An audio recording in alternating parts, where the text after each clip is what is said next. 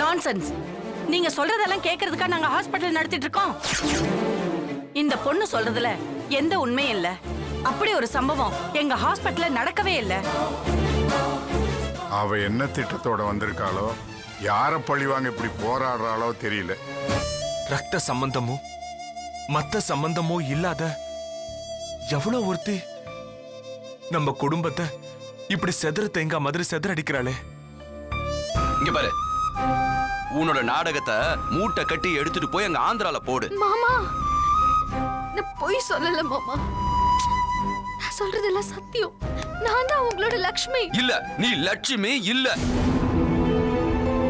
செத்து போன லட்சுமி நேத்து ராத்திரி என் கனவுல வந்தா. அத கனவுன்னே சொல்ல முடியாது. அப்படியே நிஜத்துல நடக்கிற மாதிரியே இருந்துச்சு. உயிரும் சதையுமா நான் படுத்துக்கிட்டு இருந்த ஹாஸ்பிட்டல்ல பெட்டுக்கிட்ட வந்து எந்த காரணத்துக்காகவும் குழந்தைய பத்தின ரகசியத்தை சொல்லிடாதீங்க மாமான்னு என்கிட்ட கெஞ்சி கேட்டா. லட்சுமி மட்டும் இல்ல, அவளோட ஆத்மா கூட அந்த ரகசியத்தை சொல்லக்கூடாதுன்னு சொல்லுது தெரியுமா? ஆனா அவளோட ஜெராக்ஸ் மாதிரி இருக்கிற நீ அத சொல்லி தப்பிக்க பாக்குற.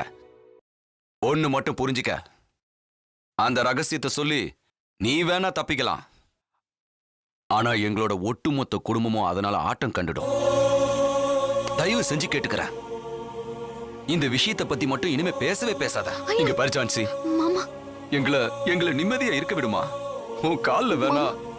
மாமா, இங்க பாரு, நான் ஹார்ட் பேஷண்ட். ஹாஸ்பிட்டல் விட்டு நான் வரவே கூடாது. ஆனா நான் வந்திருக்கேன். வர வழியில எனக்கு என்ன வேணாலும் ஆயிருக்கலாம். இருந்தாலும் நான் எதுக்காக இங்க வந்தேன்? என் குடும்பத்தோட நிம்மதி கெடக்கூடாதுன்னு உன்னை கெஞ்சி கேட்டுட்டு போலால் தான் நான் இங்க வந்தேன். செஞ்சு எங்களை நிம்மதியா வாழ விடு. என்ன மாமா நீங்க? நான் உங்களை விட சின்னவன், என்ன பார்த்து கூப்பிட்டுக்கிட்டு இது எல்லாத்தையும் எங்க லட்சுமி மாதிரி அழகா பண்ற, நல்லாவே ஆக்ட் பண்ற. ஆனா லட்சுமியோட மனசு உன்கிட்ட சுத்தமா இல்ல. அவ தெய்வமா, தெய்வம். நீ இரக்கம் இல்லாத ராட்சசி, இரக்கமே இல்லாத ராட்சசி. மாமா, நான் இந்த கேஸ்ல ஜெயிச்சு வீட்டுக்கு வந்ததுக்கு அப்புறம் நான் லக்ஷ்மியா ஜான்சியான்னு நீங்க அப்ப புரிஞ்சுப்பீங்க மாமா.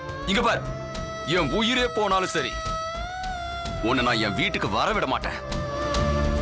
இது சத்தியம், சத்தியம், சத்தியம். மாமா, மாமா என்னாச்சு மாமா? என்ன தொடாத, என்ன தொடாத, என்ன தொடாத, என்ன தொடாத. இங்க பார், உன் கை என் மேல பட்டாலே அடுத்த நிமிஷமா என் உயிர் போயிடும். நீ துரோகி, பச்சை துரோகி. மாமா, மாமா, மாமா நான் சொல்றத கொஞ்சம் கேட்டுட்டு போங்க மாமா.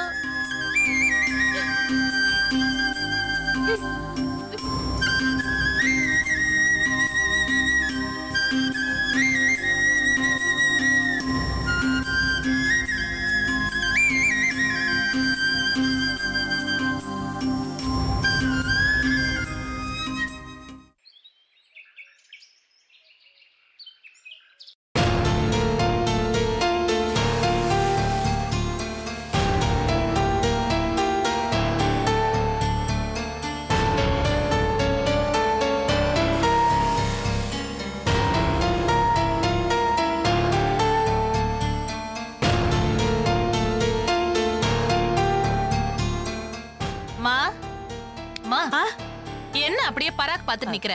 ரொம்ப யோசிச்சுட்டு இருக்க? இல்லடி, அந்த ஜான்சி ஒவ்வொரு முறையும் தான் லட்சுமின்னு நிரூபிக்க இன்னொரு வாய்ப்பு கொடுங்க, இன்னொரு வாய்ப்பு கொடுங்கன்னு வாய்தாவா வாங்கிட்டு போறாள. அத பத்தி தாண்டி யோசிச்சுக்கிட்டு இருக்க. ஐயோ, இதுல யோசிக்கிறதுக்கு என்னமா இருக்கு?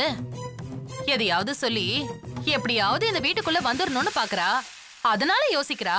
அத பத்தி நீ ஏன் கவலைப்படுற? ஏண்டி, அவ அப்படி இங்க வந்துட்டானா?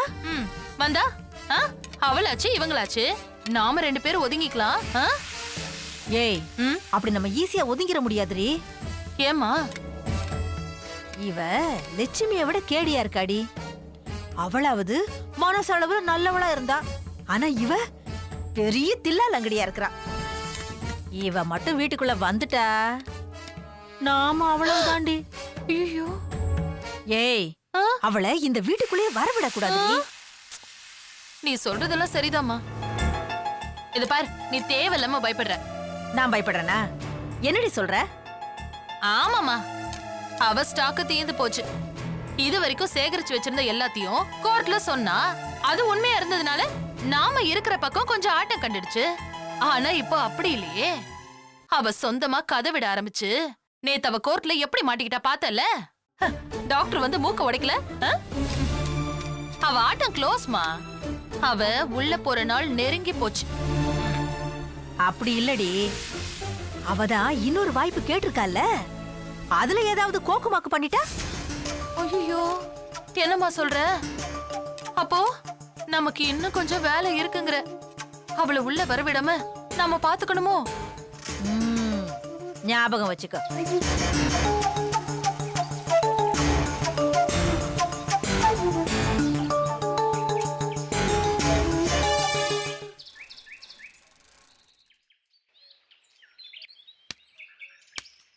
Sir post. Sir post. என்னங்க போஸ்ட்மேன் வந்திருக்காரு, என்னன்னு பாருங்க. நாட்டாமையா. என்னம்மா சரி சத்தம்? ஏடி, சரி இரு, நானும் வரேன். ஆஃப் பண்ணிடுறேன். வா. ஐயா. சக்தி, சொல்லுங்கப்பா. போஸ்ட்மேன் வந்திருக்காப்ல, அது என்னன்னு போய் பாரு. லெட்டர் வந்திருக்கா? கொடுங்க. தம்பி, ஐயா இல்லையா? Register post. ஐயா வந்து கையெழுத்து ஓ, போடும். அப்பாக்கா? அப்பா, ரெஜிஸ்டர் போஸ்ட் வந்திருக்கு உங்களுக்கு. வாங்க.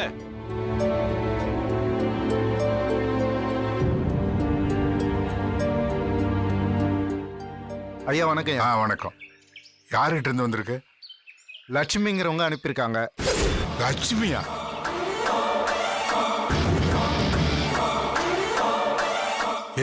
என்னப்பா சொல்ற நீ? அவங்க கிட்ட இருந்து தான் வந்திருக்குங்கய்யா. வீட்டு அட்ரஸ்ல பின்கோடு தப்பா போட்டிருக்கு. அதான் ஊரெல்லாம் சுத்திட்டு லேட்டா வந்திருக்கு.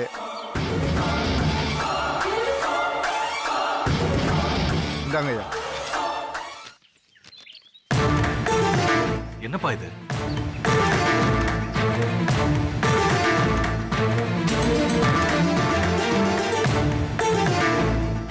ஐயா வரங்க. வா, இதுல என்ன எழுதிருக்குன்னு பாப்போம். வா வா. சக்தி, இதுல என்ன எழுதிருக்குன்னு படி சொல்லுப்பா. என்னங்க, யார் லெட்டர் போட்டிருக்கா? லட்சுமிங்கிற பேரை நாம பேசலினாலும் யார் மூலமாவது பேசுற மாதிரி ஆயிடுது. அன்பும் மதிப்பும் மரியாதையும் உள்ள மாமா. அப்பா, இத நம்ம லட்சுமி அண்ணி தான் அனுப்பியிருக்காங்க. ஏமா, செத்தவ கிட்ட இருந்து லெட்டர் வந்திருக்குன்னு சொல்றாங்களே. ஐயோ, இவங்களுக்குலாம் கொஞ்சம் கூட கூச்சமே இல்ல. ஆமாண்டி, இதுக்கு அந்த ஜான்சியே தேவலாம் போல இருக்க. இது அண்ட புழுக ஆகாச புழுகால இருக்கு. அப்ப நிஜமாவே லட்சுமி கிட்ட இருந்து தான் வந்திருக்கா? ஆமாப்பா. ஏன் லட்சுமி கிட்ட இருந்தா? ஆமாண்ணே.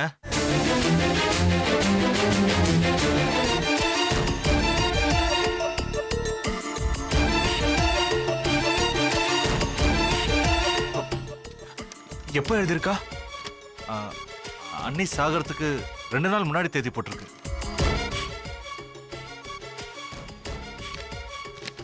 அப்பா, பின்கோடு தப்பா போட்டிருக்குப்பா. அதான் போஸ்ட்மேன் ஐயோ, இந்த சொன்னா. ஆராய்ச்சிலாம் இப்ப ரொம்ப முக்கியமா? லெட்டர்ல என்ன எழுதிருக்குன்னு முதல்ல படிங்க. சக்தி கொடுப்பா, நானே படிக்கிறேன். அன்பும் மதிப்பும் மரியாதையும் உள்ள மாமா அவர்களுக்கு லட்சுமி எழுதி கொள்ளும் முதலும் கடைசியுமான கடிதம். இந்த கடிதம் உங்கள் கையில் இருக்கும்போது நான் இறந்து போயிருப்பேன். நான் சாக போகிறேன் என்பது எனக்கு தெரிந்து விட்டது. 2 கண்டத்தை நான் தாண்டிட்டேன். 3வது கண்டத்துல நான் தப்பிக்க மாட்டேன்னு சுவாமிஜி சொல்லிட்டாரு. அதை நீங்க நம்புறீங்களோ இல்லையோ, இந்த முறை நான் தப்ப மாட்டேன்னு எனக்கு நம்பிக்கை இருக்கு.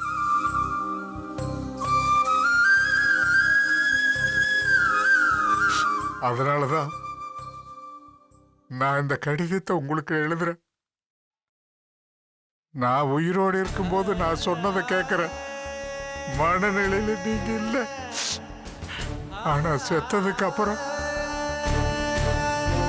உங்க மனசு மாறுங்கிற நம்பிக்கை எனக்கு இருக்கு. அதனாலதான் நான் இந்த கடிதத்தை எழுதி அது நான் செத்ததுக்கு அப்புறம் உங்க கைக்கு கிடைக்கிற மாதிரி அனுப்பிச்சு வச்சிருக்கேன்.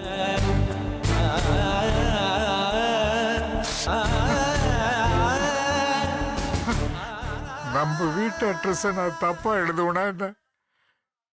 இது உங்களுக்கு லேட்டா கிடைக்கணுங்கிறதுக்காகத்தான் நான் அப்படி தப்பா எழுதினேன்.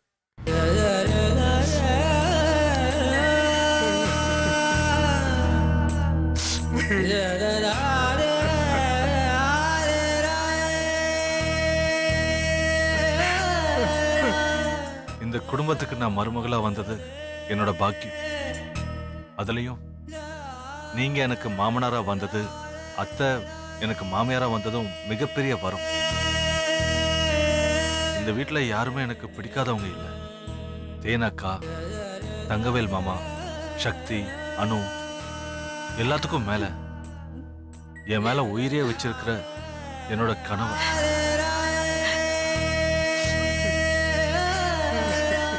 நான் இல்லைன்னா அவர் நடப்பேனும் தான் எனக்கு தெரியும். இருந்தாலும் நான் என்ன பண்ணுவேன்? என்னோட விதி முடிஞ்சு போச்சு. நான் போறேன்.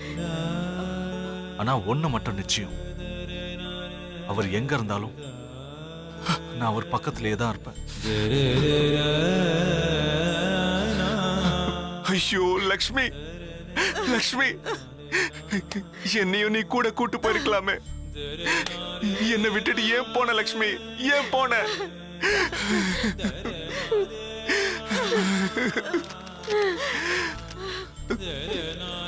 மாமா, நான் உங்ககிட்ட சில உண்மைகளை சொல்ல எவ்வளவோ போராடினேன்.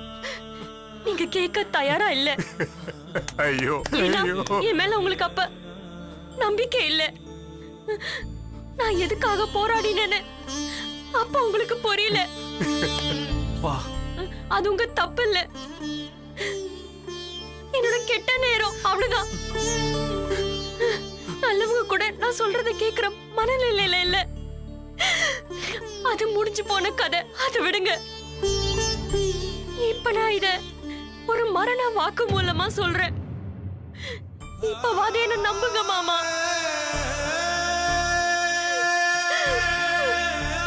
மாமா, என் புருஷனையும் என் பிள்ளையையும் கைவிட்டுறாதீங்க மாமா. அவங்க ஒரு பாவமும் அறியாதவங்க. அந்த மது நல்லவ இல்ல மாமா. அவனோட திட்டமே வேற. அவன் அந்த பீர் ஃபேக்டரிக்காரனோட கையால எப்படியாவது நம்ம நிலத்தை எழுதி வாங்கணுன்றதுக்காக அவன் போட்ட நாடகத்துல பலியானது என்னோட வெற்றி. இந்த லெட்டர் கிடைக்கும் போது நான் என்ன சொல்ல வரேன்னு உங்களுக்கே புரிஞ்சிருக்கும் மாமா. ஐயோ, இது ஒரு டைரி குறிப்பு போலதான். சாக போற ஒருத்தியோட மரண வாக்கு மூலமா தான் நான் இதை உங்களுக்கு எழுதுறேன். நான் சொன்னது நீங்க நம்பினாதான் என் ஆத்மா சாந்தி அடையும். கடைசியா ஒண்ணு, நான் தெரிஞ்சோ தெரியாமலோ ஏதாவது தப்பு பண்ணிருந்தா நீங்க எல்லாரும் என்ன மன்னிச்சிருங்க. உங்க கோபத்தை என் குழந்தை மேலயோ என் புருஷன் மேலயோ காட்ட வேண்டாம். எல்லா தப்புக்கும் சேர்த்துதான் எனக்கு இந்த மரண தண்டனை கிடைச்சதுன்னு நினைச்சுக்கோங்க. அடுத்த ஜென்மத்திலையும் என் கணவருக்கே நான் மனைவியா வரணும்னு பிரார்த்தனை பண்ணிக்கிறேன். உங்கள் அன்புள்ள லட்சுமி.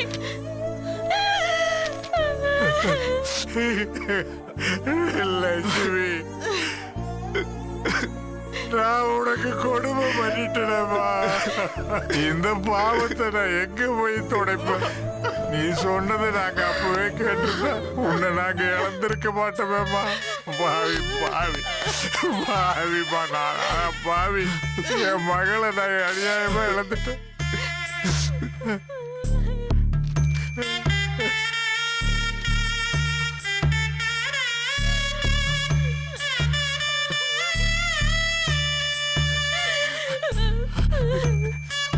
இது லெட்டர் இல்ல, என் லக்ஷ்மியோட உசுரு. அனு, இப்போ அது நம்புறியா? உன் அக்கா லக்ஷ்மி செத்துட்டா. கோர்ட்ல நிக்கிறது லக்ஷ்மி இல்ல, யாரோ ஒருத்தி. இந்த லெட்டரை வச்சு அவளை ஓட ஓட விரட்டுற. லக்ஷ்மி,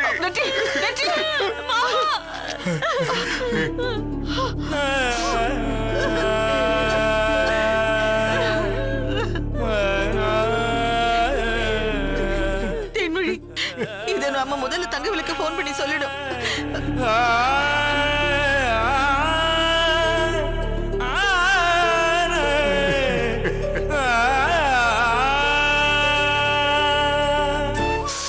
வாங்கப்பா.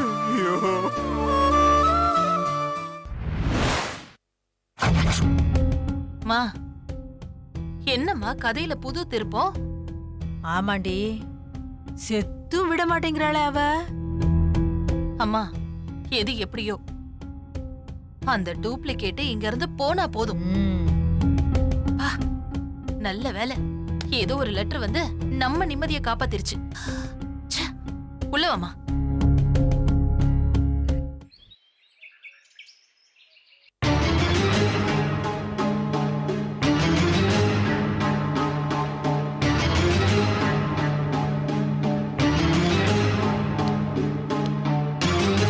யுவர் ஆனர், இந்த கேஸ்ல நாம யாருமே எதிர்பார்க்காத ஒரு முக்கியமான ஆதாரம் நமக்கு கிடைச்சிருக்கு. அதுதான் இந்த கேஸுக்கே முற்றுப்புள்ளி வைக்க போகுது. அது சாகறதுக்கு முன்னால லக்ஷ்மி எழுதின கடிதம். அத நீங்க கேஸ் ஆரம்பத்திலேயே கொடுத்திருந்தா அப்பவே முடிஞ்சிருக்கும் இல்லையா? உண்மைதான் ஐயா. ஆனா அந்த லெட்டர் நேத்து தான் எங்க கைக்கே கிடைச்சது.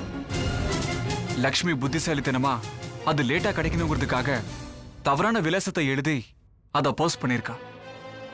ஓஹோ, அதுல என்ன எழுதிருக்குன்னு படிங்க. Yes your honour.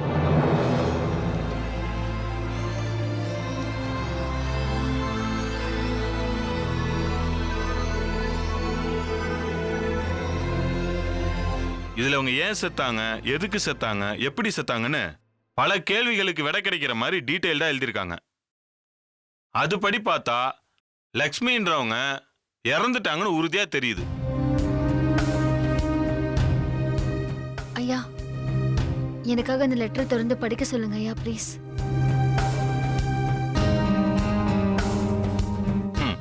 உங்க கடைசி ஆசைய நான் நிறைவேற்றுறேன். இந்த சபைக்காக படிக்கலைனாலும் உங்களுக்காக படிக்கிறேன். அன்பும் மதிப்பும் மரியாதையும் உள்ள மாமா அவர்களுக்கு லட்சுமி எழுதி கொள்ளும் முதலும் கடைசியுமான கடிதம். இந்த கடிதம் உங்கள் கையில் இருக்கும் பொழுது நான் இறந்து போயிருப்பேன். நான் சாகப் போகிறேன் என்பது எனக்கு தெரிந்துவிட்டது. 2 கண்டத்தை தாண்டி விட்டேன். 3வது கண்டத்தில் நான் தப்பிக்க மாட்டேன். சுவாமிஜி அதை பத்தி சொல்லிட்டாரு. அதை நீங்க நம்புறீங்களோ இல்லையோ, இந்த முறை சத்தியமா நான் தப்பிக்கவே மாட்டேன். அதுல எனக்கு நம்பிக்கை இருக்கு. நான் உயிரோட இருக்கும்போது நான் சொன்னதை கேட்கிற மனோநிலையில நீங்க இல்ல. நான் செத்ததுக்கு அப்புறமாவது உங்க மனசு மாறுங்கிற நம்பிக்கை எனக்கு இருக்கு. அதனாலதான் இந்த கடிதத்தை நான் எழுதி இது நான் செத்ததுக்கு அப்புறம் உங்க கையில கிடைக்கிற மாதிரி அனுப்பி வைக்கிறேன். நம்ம வீட்டு அட்ரஸ நான் தப்பா எழுதுவேனா மாமா? நான் அட்ரஸ தப்பா எழுதுனதே இந்த கடிதம் உங்களுக்கு லேட்டா கிடைக்கணுங்கிறதுக்காக தான். இந்த குடும்பத்துக்கு நான் மருமகளா வந்தது அது என்னோட பாக்கியம். அதுலயும் நீங்க எனக்கு மாமனாரா வந்ததும் அத்தை எனக்கு மாமியாரா வந்ததும் எனக்கு கிடைச்ச வரம். இந்த வீட்டுல யாருமே எனக்கு பிடிக்காதவங்களே இல்ல. தேனக்கா, பெரிய மாமா, சக்தி, அனு, எல்லாத்துக்கும் மேல என் மேல உயிரே வச்சிருக்கேன் என்னோட கணவரை. எனக்கு ரொம்ப பிடிக்கும். சார், போதும். அதுக்கு மேல இருக்கிறத நானே சொல்றேன். எனக்கு பெர்மிஷன் கொடுங்க ப்ளீஸ். சொல்லுமா. என்னோட கணவர் நான் இல்லைன்னா அவர் நடைப்பெணமா ஆயிடுவாருன்னு எனக்கு தெரியும். இருந்தாலும் என்ன பண்ணுவேன்? என்னோட விதி முடிஞ்சு போச்சு. நான் போறேன். ஆனா ஒண்ணு மட்டும் நிச்சயம், அவர் எங்க இருந்தாலும் நான் அவர் பக்கத்துலயே தான் இருப்பேன்.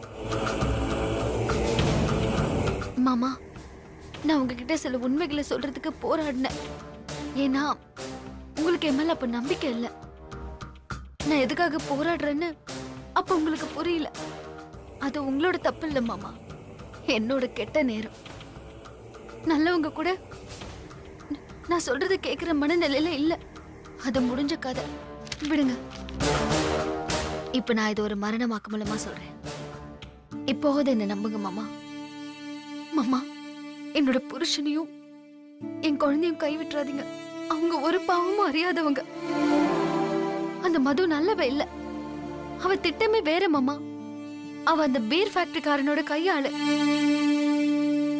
எப்படியாவது நம்ம இடத்தை எழுதி வாங்கணுங்கிறதுக்காக அவ போட்ட நாடகத்துல பலியானது என்னோட வெற்றி.